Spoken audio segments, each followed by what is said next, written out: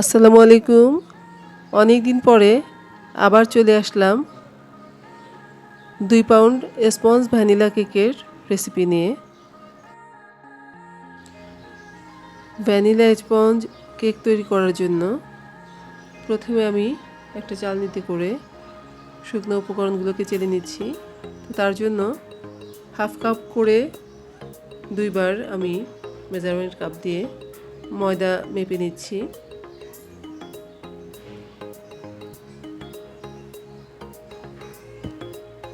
তো এর সাথে হাফ চা চামচ করে 2 বার বেকিং পাউডার দিয়ে দিচ্ছি।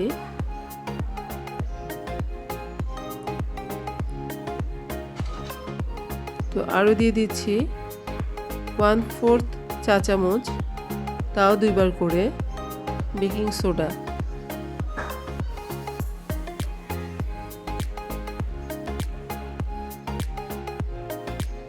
তো এখন এই শুকনো উপকরণগুলোকে আমি 4 বার করে চেলে নিব। তো এর জন্য ভিডিওটা যেহেতু অনেক বড় হয়ে যাবে, আমি অফ স্ক্রিনে 4 বার করে চেলে নিচ্ছি।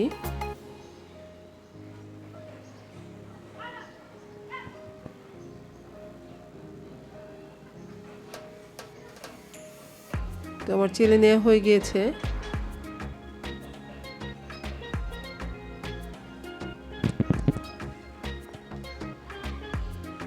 এখন আমি 2 চিমটি লবণ দিয়ে দিব এর সাথে। তো এই লবণটা দিতে হয় কেকের টেস্টটা বাড়ানোর জন্য। তো আমি আলাদাভাবে সরিয়ে রাখছি। এখন ডিমের ব্যাটারটা তৈরি করার জন্য এখানে আমি 4টি ডিম নিয়ে নিচ্ছি।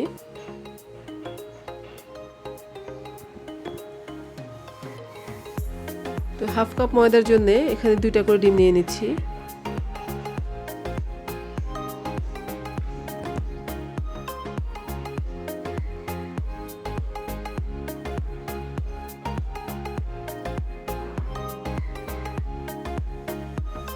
একটু অসাবধানতার কারণে একটা ডিমের কুসুম ভেঙে গিয়েছে। তো আমি খুব আলতো হাতে ডিমের কুসুমটাকে সরিয়ে নিব। আর যে ডিমটা ভেঙেছে খুব সুন্দরভাবে পুরোটাকে সরিয়ে নিচ্ছি, পুরো কুসুমটাকে।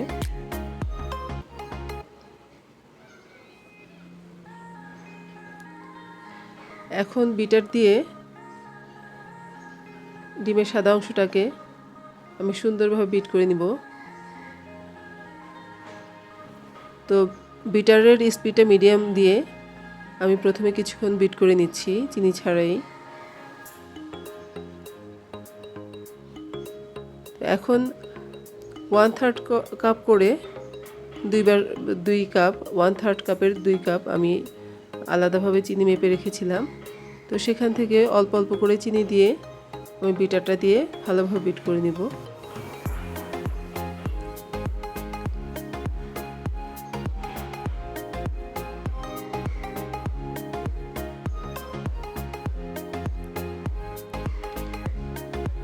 তিন চারবার করে এই চিনিটাকে আমি দিয়ে বিট করব যতক্ষণ পর্যন্ত এই চিনিটা গলে না যায়, ততক্ষণ পর্যন্ত আমি বিট করে নিয়েছি। তো চিনিটা গলে গিয়েছে। এখন কুসুমটা দিয়ে আমি আধা মিনিট কুসুমটাকে দিয়ে বিট করব।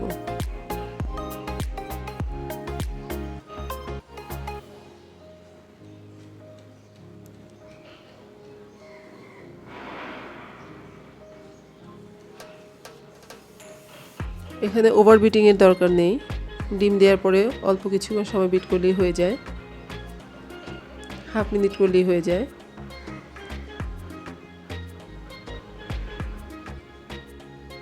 তো এখন এর সাথে আমি 2 টেবিল চামচ করে তেল দিয়ে দিব। টোটাল 4 টেবিল চামচ তেল দিব। তো স্পঞ্জ কেকে কিন্তু তেলটা না দিলেও কেকটা হবে। তা আমার মনে হয় যে সেক্ষেত্রে কেকটা অতটা সফট হয় না এবং টেস্টটাও ভালো আসে না, যার কারণে আমি তেলটা দিতে পছন্দ করি। তবে তেল দিলে যে না দিলে যে হবে না কেক, এরকম কোনো কথা নেই। তেলটা না দিলেও কেকটা হবে। তো এখন হাফ মিনিটের মতো আবার বিট করে নিচ্ছি।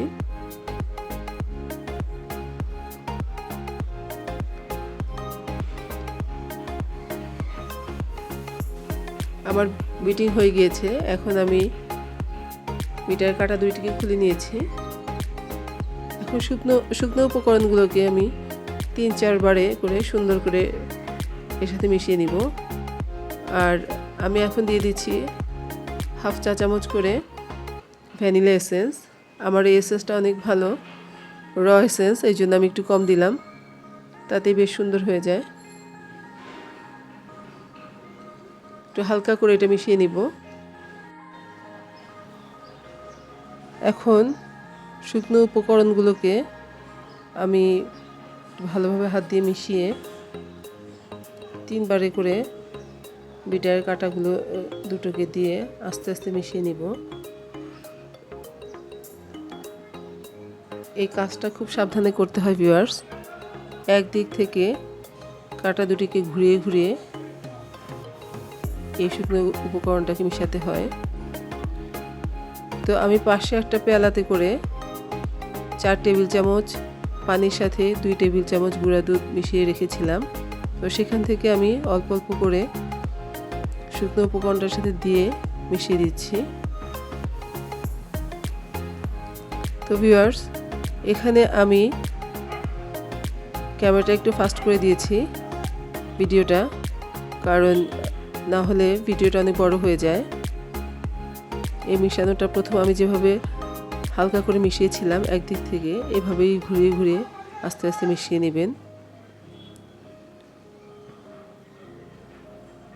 কারণ এই মিশানোটা যদি ভালো না হয় সেক্ষেত্রে কিন্তু এটা সুন্দর হয় না ফোমটা। আর এখানে আমি হাফ চামচ করে 2 চামচ ভিনেগার দিয়ে দিচ্ছি, হোয়াইট ভিনেগার। তো এই কাজটাও খুব হালকাভাবেই করতে হবে, আলতোভাবে এই ভিনেগারটাকে এই ফোমের সাথে মিশাতে হবে যেন ফোমটা নষ্ট না হয়। এটাও খুব হালকা হাতেই করতে হবে ভিউয়ার্স। তো আমি এখন আমার ব্যাটারটা রেডি করে 2টা মোল্ড নিয়ে নিয়েছি। এখানে 8 ইঞ্চি একটা স্কোয়ার মোল্ড আর একটা গোল শেপের মোল্ড নিয়েছি, সেটা হচ্ছে 6 ইঞ্চি। তো আমি দুইটাতে করে আজকের কেকটা 2 পাউন্ড বেক করব। স্কোয়ারটাতে আমি পেস্ট্রির জন্য করেছি, আর যেটা গোল শেপ ওইটা আমি একটা পার্টি কেকের জন্য করছি। তো মোল্ডে আমি আগেই বেকিং পেপার বিছিয়ে রেখে তাতে একটু তেল ব্রাশ করে রেখেছিলাম। এখন আমি ব্যাটারটা দিয়ে দিচ্ছি।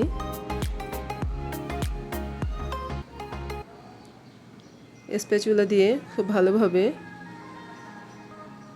ব্যাটারটাকে দিয়ে দিতে হবে টেনে টেনে।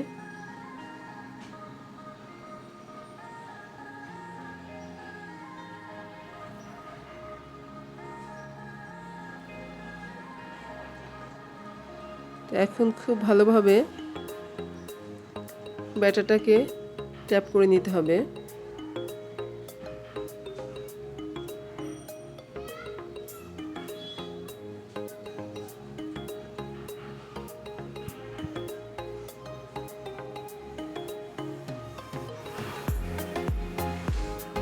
খুব জোরে জোরে ট্যাপ করতে হবে যেন ভিতরে কোনো এয়ার বাবলস থাকলে সেটা বের হয়ে যায়। এরপরেও একটা কাঠি দিয়ে আমি এপাশ ওপাশ করে একটু নেড়ে দিব যেন কোনো বাবলস থাকলে ভিতর থেকে বের হয়ে যায়।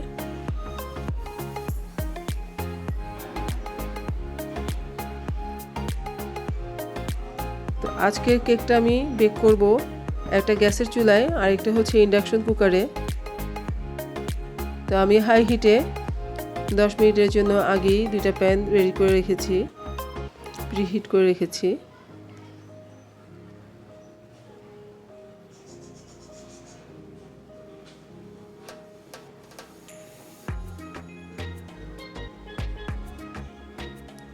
তো এটা ইন্ডাকশনে দিয়ে দিচ্ছি, আর এখানে আমি হিটটা দিয়ে দিচ্ছি 4-এ দিয়ে পুরো 20 মিনিট আমি বেক করব। কেকটাকে, তাতেই আশা করি হয়ে যাবে সুন্দরভাবে। এটা দিলাম ইন্ডাকশন কুকারে, আর আরেকটা দিচ্ছি গ্যাসের চুলায়।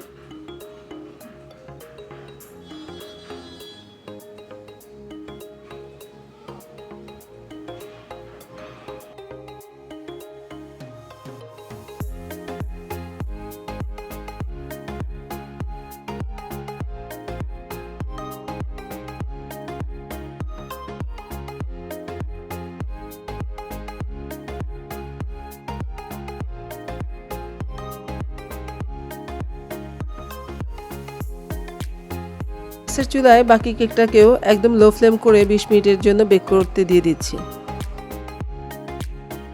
ফিরে আসলাম 20 মিনিট পরে। কেকটা পুরোপুরি হয়ে গেছে। আমি একটা কাঠি দিয়ে চেক করে নিলাম, কাঠিটা একদম ক্লিন হয়ে বের হয়েছে। এখন কেক দুইটাকে ঠান্ডা করে আমি মোল্ড আউট করে নিচ্ছি। একটা ছুরি দিয়ে কেকটাকে চারপাশ থেকে ছড়িয়ে নিচ্ছি। একটু ট্যাপ করতে হবে। ট্যাপ করে নিয়ে কেকটাকে একটা প্লেটে আমি উঠিয়ে নিচ্ছি।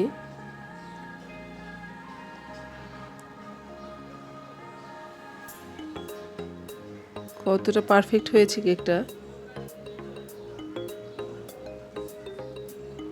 দেখেন।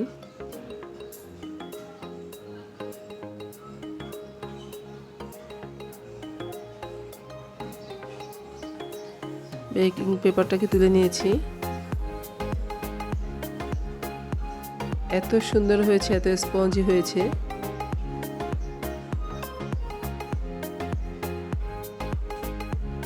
যতটুকু ফুলেছে তাই কিন্তু আছে, এতটুকু ডাবেনি কেকটা ঠান্ডা হওয়ার পরে।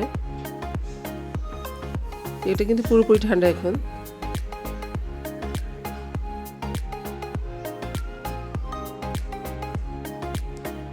আমি এই কেকটাকেও মোল্ড আউট করে নিচ্ছি। একটা ছুরি দিয়ে চারপাশ থেকে ছাড়িয়ে নিচ্ছি।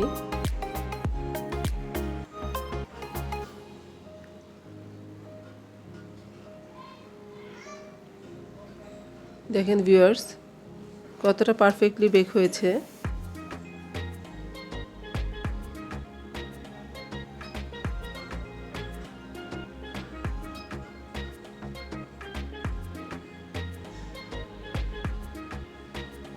আর কেকটা যতটুকু বেক হওয়ার সময় যতটুকু ফুলেছিল ততটুকুই কিন্তু ঠান্ডা হওয়ার পরে আছে।